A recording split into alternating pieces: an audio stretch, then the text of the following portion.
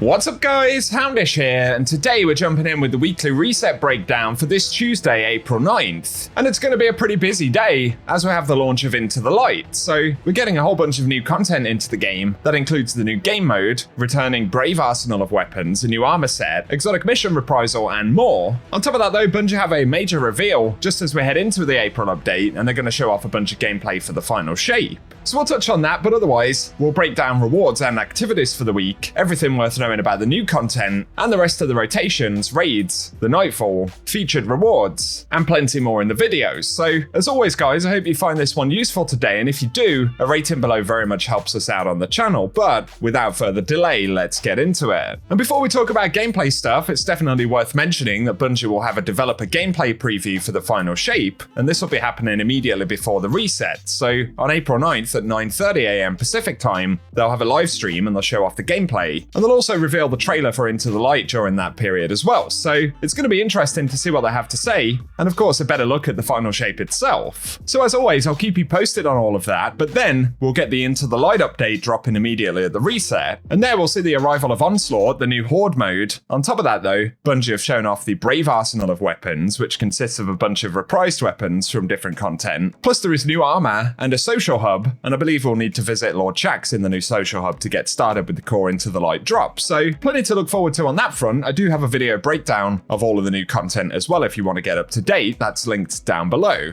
But the other bit of content in the Legends tab right here will be the featured exotic mission for the week, and one of them is the Whisper mission. Of course, this is returning, and now we'll have a craftable Whisper of the Worm exotic sniper, so that's something else we can look forward to jumping into this week immediately. On top of that though, Presage will also be featured, so we'll have the option of 2 different exotic missions, and I believe this will be the case moving forward, as the returning exotic missions will be featured for a number of weeks for catalyst drops and things like that. So let us know if you'll be diving in to try and pick up the Whisper this week. But otherwise, all of the normal season milestones will reset as always, so if you need to get any of that stuff done, we can continue to do so up until the launch of the final shape. And then moving over to the Vanguard, this week the featured Nightfall will be Birthplace of the Vile, so that'll be a fun one, and the featured weapon is Braytech Osprey. Of course, we can get the Adept variant of that in the Grandmaster as well, so let us know if you'll be jumping into that. But for the Crucible, we'll have both Rift and Showdown featured this week, so there are those, and as far as I know, Trials will also return at the reset on Friday. Otherwise though, if you happen to be jumping into Gambit, we do have bonus Gambit ranks all week long, so it'll be a good time to level up.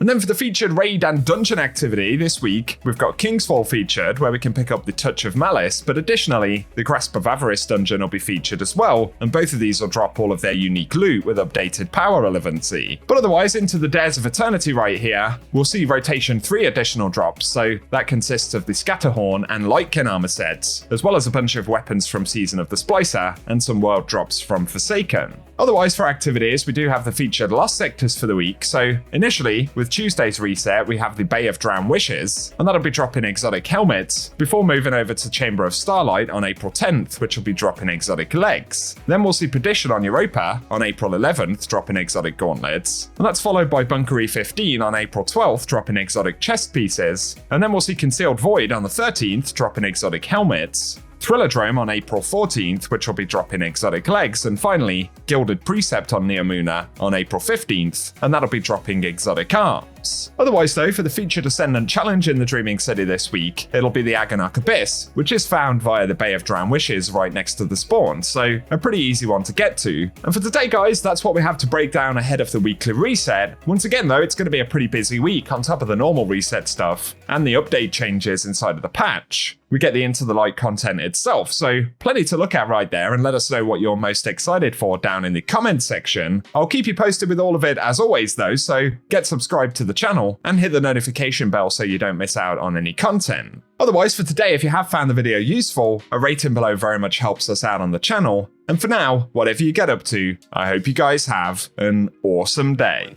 We have the hive that were shown prominently in our poster art. Oh, that's right, yeah. For the more keen eyes at home, they may have noticed that behind the scenes, the faction has changed. So when Jerome mentioned it earlier, every single one of the armies at the Witness's behest is going to go ahead and be a part of this fight, potentially. Or which ones are they, rather? Or if you don't mind me asking, I should say, Jerome. This is your... Yeah, we've got Fallen and Hive are going to be pressing the last city, but the Taken are definitely active elsewhere. Yeah. They're sort of they're being marshaled for other purposes, Interesting. which I won't. Other elements of the won't mention. seasonal story are yet to be revealed. We'll let that obviously uncover itself as time percolate. goes on naturally. Yeah, there's plenty for the lore hounds out there to go ahead and discover. Jerome, when you're putting together a story like this, obviously kind of helping us realize what the Witness's mission is, like what was kind of some of your inspiration as you kind of looked at this activity and the opportunity it presented to the narrative team? We always start with the characters, like the emotions of the characters, from their perspective, how they would see things, how they would react. Certainly. And so that's what made Shaxx a natural fit for this. It's such a gear-focused activity. It's so ferocious. We needed a voice that matched that level of intensity. Yeah.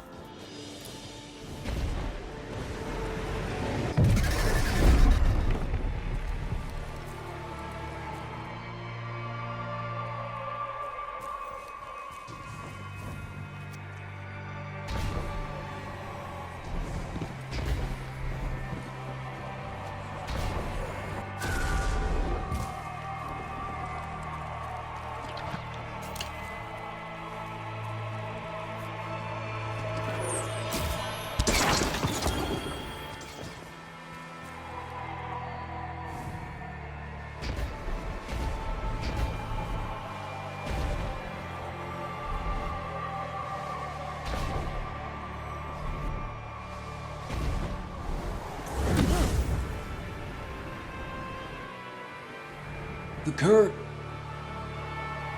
You're so deep into the web.